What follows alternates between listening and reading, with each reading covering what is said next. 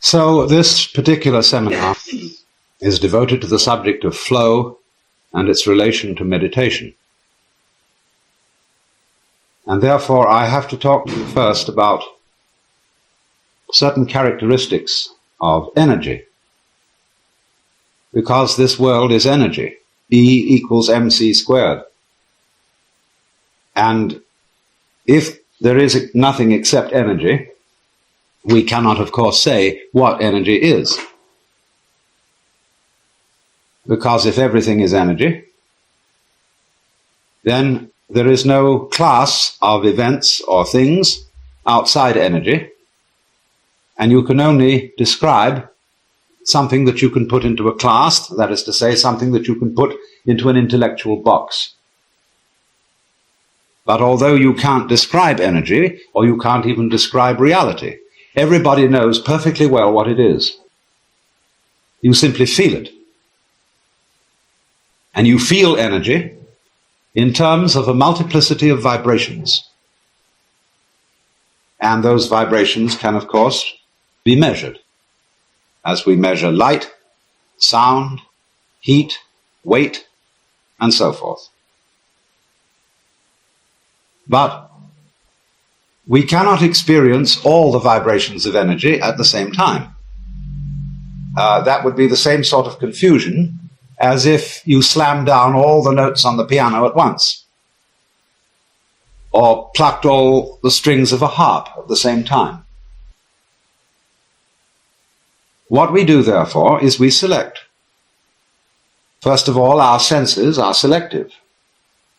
The eye does not record the whole spectrum of light vibrations. The ear does not receive the whole spectrum of sound vibrations. They restrict themselves to a narrow band. And beyond that, we select in various other ways. There are certain vibrations which we consider noteworthy and important and worth paying attention to, and others which we overlook as being insignificant and unimportant. And thus a child will very often select experiences that adults deem ridiculous, because a child has not yet been taught how to select according to our preconceived notions of what should be picked out. And so children will cherish rubbish, for example, which adults think should be thrown away. They will notice features of people's faces which are not supposed to be noticed. They will do all sorts of funny things like that. And furthermore, a child will be taught which of these vibrations are good and which are bad.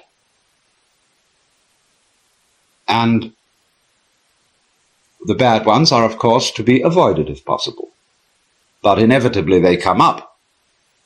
Because if you have a good-bad valuation of these various spectra, if you're going to have the good end of the spectrum, you also got to have the bad end. No matter how far you succeed in making life comfortable and pleasurable, you are looking at it with a scale. And at this end of the scale are the things called good. Therefore, at this end of the scale are the things called bad. Now, you may push the scale in the direction of good, you see, but there's always going to be a bad end, because there wouldn't be a good end if there weren't a bad end.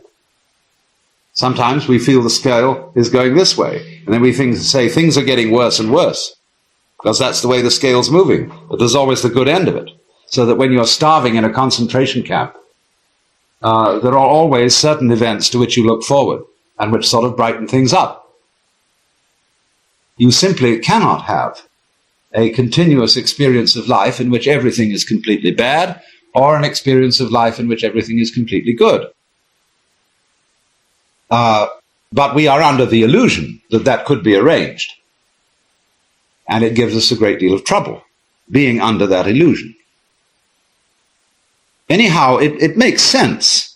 Indeed, in a very literal sense, it makes sense that we should be selective Just in the same way as when we play the piano or play the harp, we pick out all these vibrations in different orders. And that's the fun of it. That's the game of existence. However, you can get hung up on your game.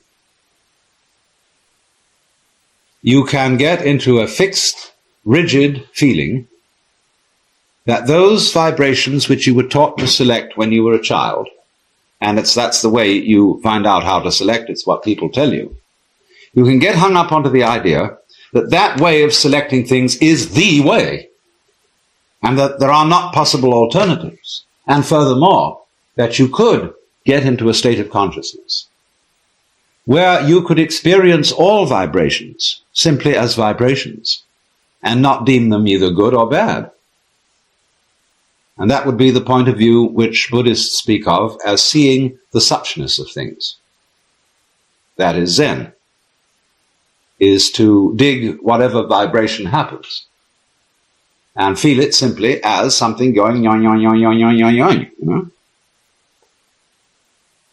When we are little babies, we don't know how to interpret these vibrations because the world is something like a Rorschach plot. It is a wiggly patterning of energy. And the energy is the same as the patterning. There is no kind of stuff called energy, which is formed into patterns, just as there's no kind of stuff called matter, which is formed into things. The things, the shapes, are the matter. You see, matter, simply the word matter, is the same as the word meter. Does it matter? Does it amount to anything? That is to say, is it solid? We say something solid really amounts to something because you can't shove your finger through it and it might shove itself through you. That matters. I mean, it measures up. It's important. But it isn't made of some kind of stuff. It's simply an intense concentration of energy. And it always is on the move. Everything is flux. Like you see a candle burning and you say there's a flame. Now, a flame is a noun. But if I say the candle is burning, I'm using a verb. And that's a little bit, I think, more accurate. Because the flame is a stream of hot gas. And it moves with tremendous rapidity. So there is no, as it were, gas permanently in the flame. It keeps running. But the shape stays for a while. In the same way, an eddy or whirlpool in water may stay constantly in the same place in a stream for years, although the water is passing through it all the time. But every time we come back and sit on that particular bank of the stream, we see the same old whirlpool, as in the near Niagara Falls. Well, we are just the same as that. We are like flames, like whirlpools,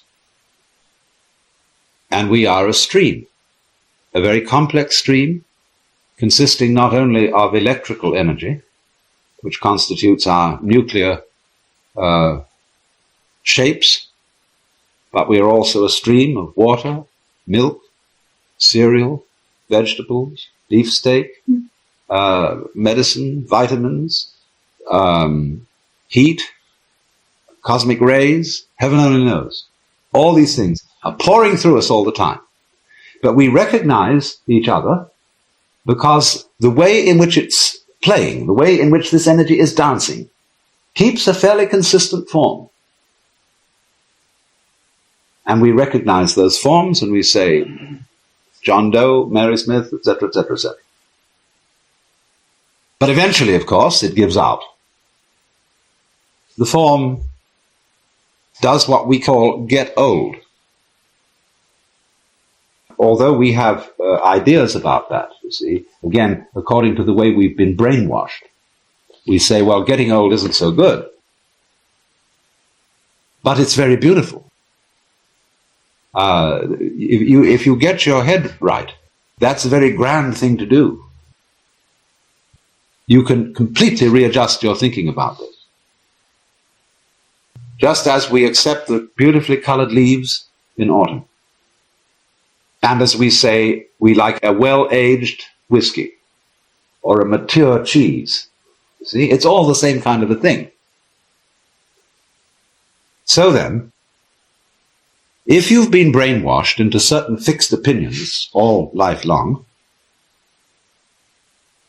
there is some importance, perhaps, into becoming more flexible, especially when a certain set of opinions that we call a culture or a way of life shows clear evidence of not working or of crumbling. We're in that situation today, a situation where we see that the view of the universe, which is fundamental to Western civilization, the Jewish picture of the world, the Christian picture of the world, even the 19th century materialistic picture of the world, all these things are not working. And people get terribly anxious when their basic view of how you should play the harp of life is not holding up. And therefore, under such circumstances, we have to readjust our consciousness and reset and find perhaps a new way of plucking the strings or of structuring the world. But in order to do that, we have to pass through an intermediate state in which we learn to experience the vibrations without putting values on them. Experiencing them without describing them, naming them, or trying to fit them into some system of concepts.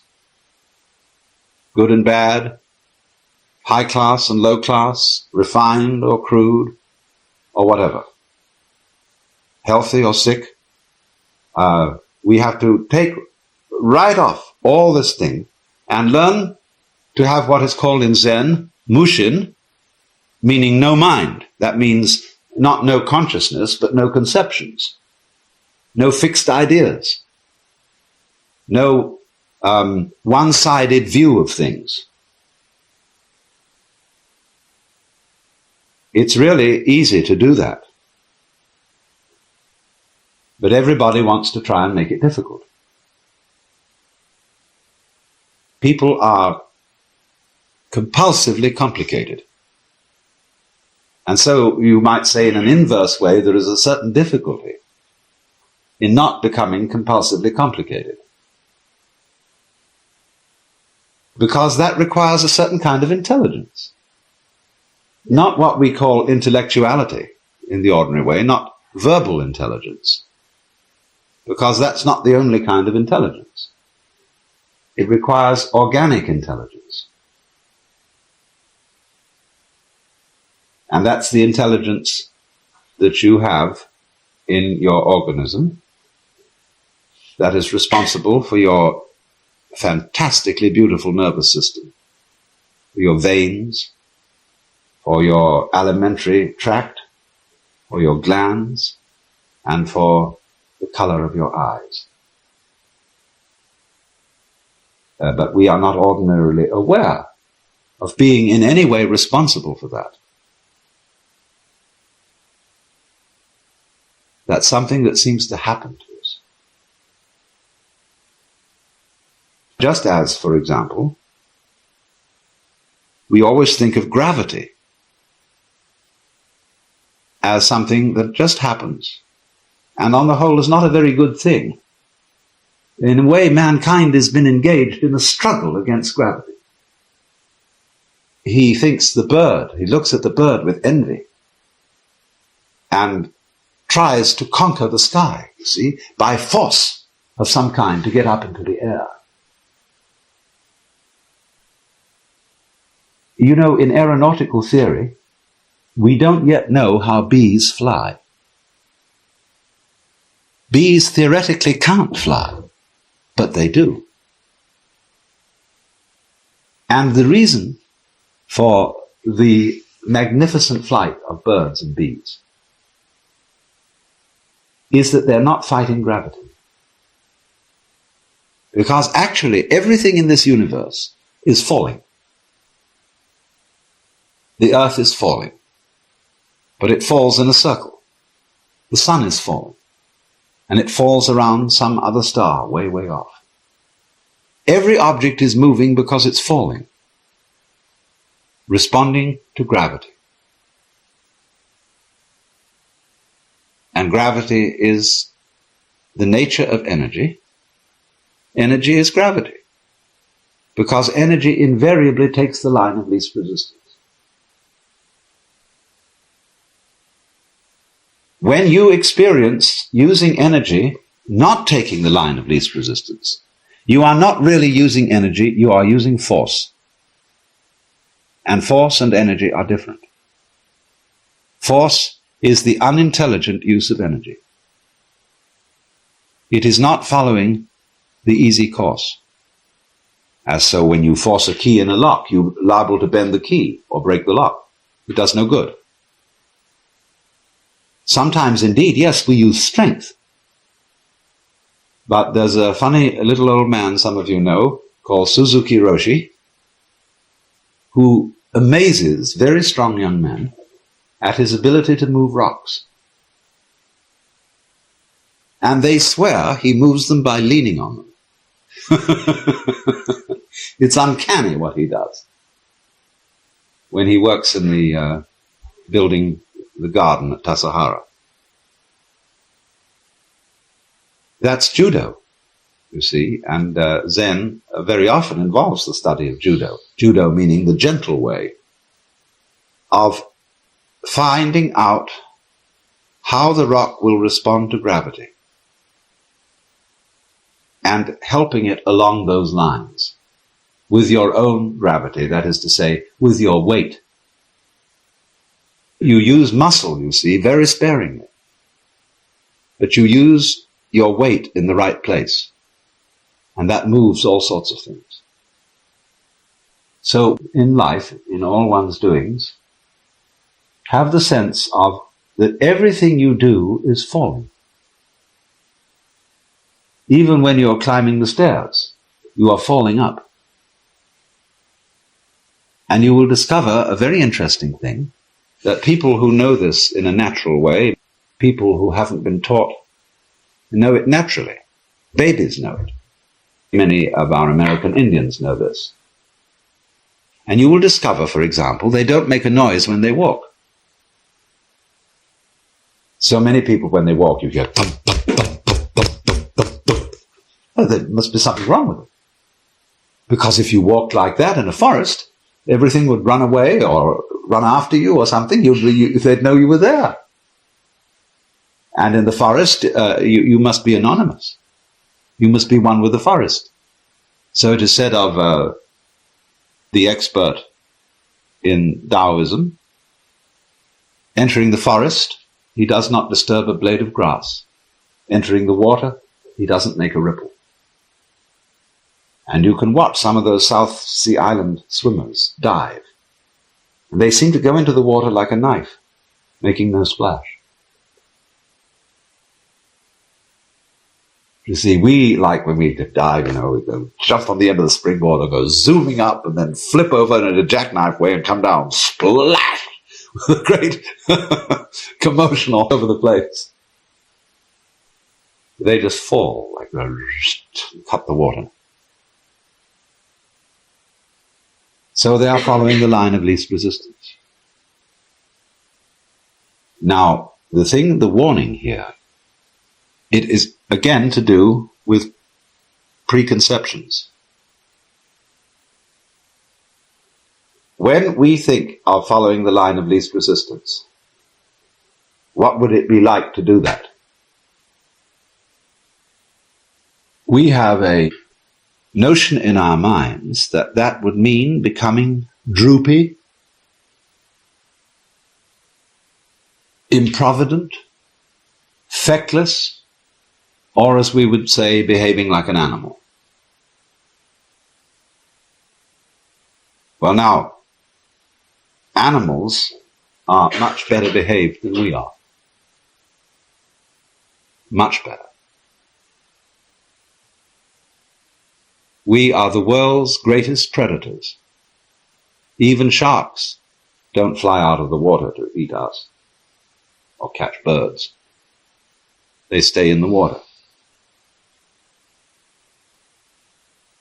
And if you really observe animal behavior, you will see that although they have fights and although they eat other things like we do, they are very, very orderly in their behavior. And there are very few species of animals which practice torture on their own species. Very few.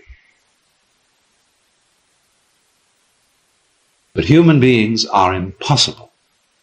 They are so fouled up by the confusion of their concepts with their organic life, which never can come to any reason, because you cannot, for example, arrange a compromise between black and white.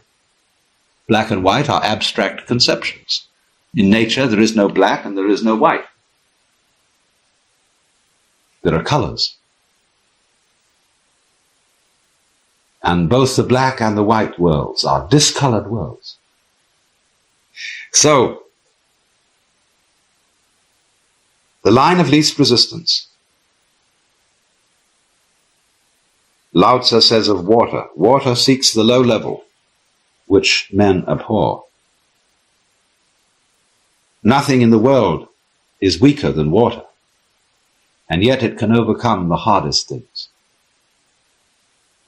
And when you watch water flowing over dry ground, you see it moving along, and then it suddenly puts out a lot of finger. And then only one of those fingers continues, because that's found out, it's feeling out the path. And it gradually goes down and down, and if it gets into a place where it forms into a pool, it waits there. And then it rises. And then it finds a place where it can go over, and it goes on. So the use of energy is the same.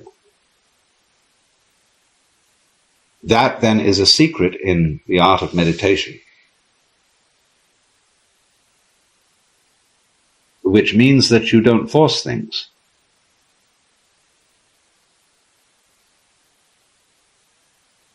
You don't try to meditate. Because what meditation consists of, essentially, is being aware without conceptualizing. In other words, learning to get rid of the verbal chatter that goes on constantly inside one's head and that I call thinking. Temporarily stop that. It isn't that thinking is bad. It's only that thinking all the time is bad. That would be like talking all the time and never listening to anyone else. So the problem for many people, you see, is how to stop thinking. Because it's become a habit. It's a nervous tick to think all the time. And so we create endless problems by doing this, because people who have various miseries, they lie awake nights thinking about them. That means they're chattering to themselves over and over and over and over and over again about their problems, and don't know how to stop it. So, in the course of this weekend, we are going to explore experimentally various ways of enabling our awareness or our minds to be quiet. You know, Tim Leary made the famous remark